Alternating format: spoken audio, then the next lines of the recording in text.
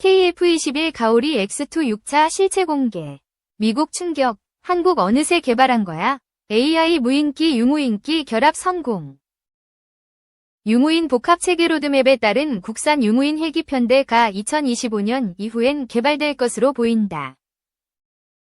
정진현 국방과학연구소 선임연구원은 헬기 유무인 복합 체계 및 헬기 전력 발전 방안 세미나에서 4차 산업혁명 기술과 연계한 지능형 군집 무인기 기술 개발 현황을 발표하고 유무인 복합 체계에 필요한 핵심 기술과 이를 구현하기 위한 세부 실천 방안을 제안했다. 정 연구원은 이 자리에서 헬기 무인기 연동체계 사업이 2025년 이후에는 개발이 완성될 것이라며 무인기 초도 비행은 내년 7월엔 가능하다고 말했다. 미국을 비롯한 세계 각국에서도 앞다퉈 무인 편대기를 개발하는 중이다. 미 공군은 2020년 12월 미 애리조나주 유마 시험장에서 저가형 무인 전투기인 XQ-58A 발키리와 스텔스 전투기인 F-22 랩터, F-35 라이트닝과 함께 비행도 했다. 당시 시험은 XQ-58E F-22와 F-35의 통신을 제대로 할 수 있는지 알아보는 것이었다. 향후 발키리는 F-22와 F-35보다 앞장서 적진에 들어가 정찰을 하거나 공격하는 역할을 맡을 예정이다. 주한미군은 이미 은 아파치 가디언 공격 헬기와 무인 정찰 공격기 그레이 이글 ER의 합동작전을 실전에 투입하고 있다. 그레이 이글 12대는 경기도 평택시에 있는 캠프 험프리스의 그레이 이글 익스텐디드 레인지에 배치돼 운영되고 있다. MUMT에 활용하기 위한 것으로 아파치 헬기 조종사가 원격으로 그레이 이글을 통제한다. 그레이 이글의 센서로부터 받은 정보를 활용. 단독으로는 조준할 수 없는 목표물을 공격할 수 있다. 아파치 헬기가 그레이 이글을 원격 통제할 수 있는 거리는 최장 110km에 이르는 것으로 알려졌다. 그레이 이글 ER 기존 그레이 이글보다 개량된 기종이다. 그레이 이글 ER은 기존 그레이 이글에 비해 비행시간과 무장 탑재량이 50%가량 늘어난 것은 물론 북한의 함정을 격파할 수 있는 지대함 탄도미사일 유도 능력도 갖췄다. 그레이 이글 ER은 그레이 이글 무인 공격기를 개량한 것으로 최대 40시간 이상 비행할 수 있다. 무장도 8km가량 떨어진 적전차를 공격할 수 있는 헬파이어 미사일과 최신형 소형 정밀유도 폭탄인 GBU-414, 비바이퍼 스트라이크 등을 포함. 약 1T의 폭탄 미사일을 탑재할 수 있다. 날개폭은 17.4m, 길이는 8.1m, 최대 속도는 시속 280km, 최대 이륙 중량은 1890kg이다. 또 링스블록 30A의 장거리 레이더 및 지상이동 표적 식별기를 탑재해 최대 75km 밖의 목표물을 탐지할 수 있다. 국내 방산기업인 한국항공우주산업도 국산 기동헬기 수리온에 무인기를 직접 조종 통제하고 무인기 영상 정보를 실시간으로 조종사에게 제공해 원거리 정찰 타격 등 작전 반경을 확장하는 등 수리온 헬기 무인기의 체계 구축을 하고 있다. 차세대 전투기 KF-21도 MUMT를 준비 중이다. 전투기 버전을 일컫는 블록에 따라 사업기간이 달라지는데 KF-21 체계 개발, 블록, 은 2015-2026년부터 인도네시아와 함께 8조 1천억 원을 투입해 개발한다. 이어 한국 단독으로 추진하는 추가 무장시험, 블록 2, 은 2026-2028년부터 7천억 원이 투자된다. 유무인 복합 전투체계 블록 2 이후가 될 것으로 전망된다. KF-21과 함께 비행할 무인기는 대한항공이 맡는다. 대한항공은 지난 2014년 무인기 가오리 X1을 개발했다. 가오리 X1은 길이 10.4m, 날개폭 14.8m, 중량 텐티에 달하는 대형 무인 전투기의 46%를 축소한 기체 가오리 X1은 1시간 30분 동안 50km를 날며 무인 전투기 개발 가능성을 열었다. 대한항공은 나아가 가오리 X1을 이용해 무인 편대기와 스텔스 무인 정찰기를 개발할 예정이다. 무인 편대기는 멈티라고 불리는 유무인 협력 기능이 가능하다. 사람이 탑승한 유인 전투기를 적진에 침투시키기 전에 스텔스 무인 편대기가 먼저 나선다. 전방에서 먼저 적과 전투를 벌이거나 정찰 임무를 수행할 수 있다.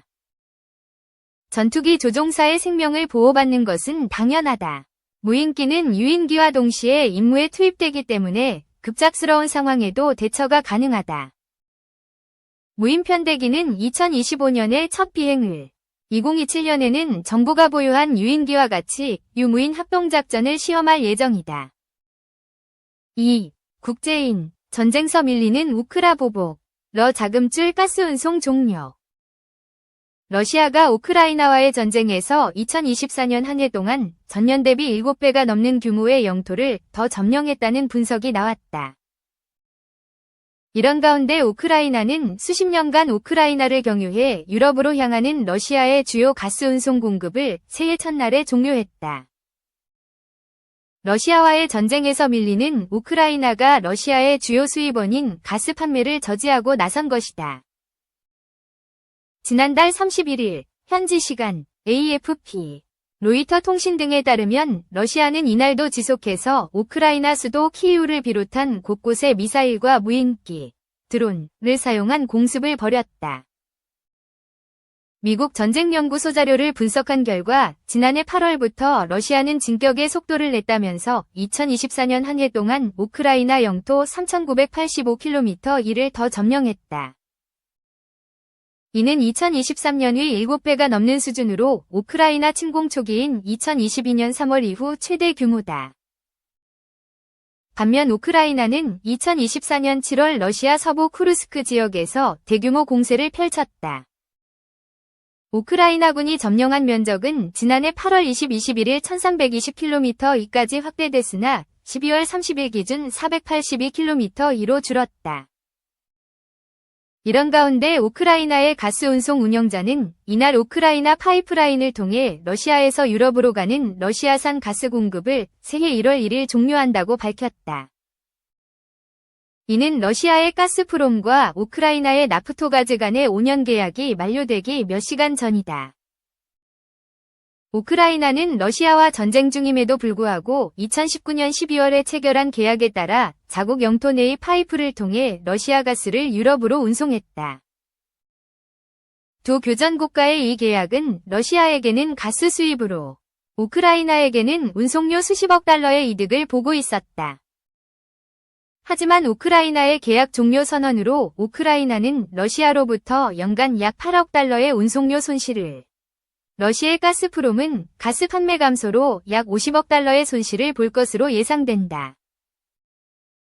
그러나 우크라이나는 러시아의 영토 침공으로 인해 지난달 31일 만료되는 협정을 대체할 새로운 협정에 서명하지 않을 것이라고 거듭해서 밝혔다. 2022년 전쟁 이전 러시아는 유럽연합 가스의 절반을 공급했다. 하지만 유럽은 러시아 가스에 등을 돌렸고, 아직 공격 대상자가 명확하지 않은 노르드 스트림 파이프라인 공격으로 러시아 가스 공급이 대폭 감소했다. 가스프롬 데이터와 로이터의 계산에 따르면 러시아는 2022년에 다양한 경로를 통해 유럽에 총 638억 입방미터의 가스를 공급했다. 그 양은 2023년에 55.6% 감소했다. 2018에서 2019년 최고조에 달했을 때 유럽 지역으로의 연간 자금 유입은 1750억 BCM에서 1800억 BCM 사이로 집계됐다. 이번 우크라 조치로 체코, 헝가리, 슬로바키아 등 유럽연합 회원국과 몰도바에 대한 가스 공급이 직접 영향을 받게 된다. 특히 친러시아 성향 회원국인 헝가리와 슬로바키아는 강력히 반발하고 있다. 로베르트 피초 슬로바키아 총리는 지난 29일 집행위에 러시아산 가스를 차단한다는 젤렌스키, 우크라이나 대통령, 위 일방적 결정에 대한 암묵적 수용은 잘못이고 비이성적이다.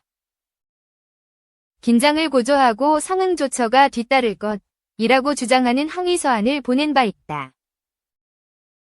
반면 이유는 2022년 우크라이나 전쟁이 발발한 이후 러시아 에너지에 대한 의존도를 줄이기 위해 대체 에너지원을 모색하면서 노력을 배가했다. 이유는 주로 카타르와 미국의 액화천연가스 등에서 대체 공급원을 찾았다. 유럽위원회 대변인은 EU의 준비사항에는 에너지 효율 조치, 재생에너지 개발, 유연한 가스 시스템 등이 포함돼 있다고 밝혔다. 유럽위원회는 운송협정 종료로 인해 2022년 이후의 가스 가격 상승이 반복될 가능성은 낮다고 말한다. 이날 가스 시장은 별다른 반응을 보이지 않았으며 유럽 기준 가스 가격은 메가와트 시당 48.50유로로 거래를 마쳐 당일 소폭 상승에 그쳤다. 하지만 EU가 우크라이나를 통해 러시아의 공급을 대체하는 데 진전을 이루었음에도 불구하고 유럽은 에너지 비용 상승으로 인해 유럽의 산업 경쟁력이 미국과 중국에 비해 약화된 영향을 실감하고 있다. 이로 인해 경기가 크게 침체되고 인플레이션이 급증했으며 생계비 위기가 더욱 심화됐다.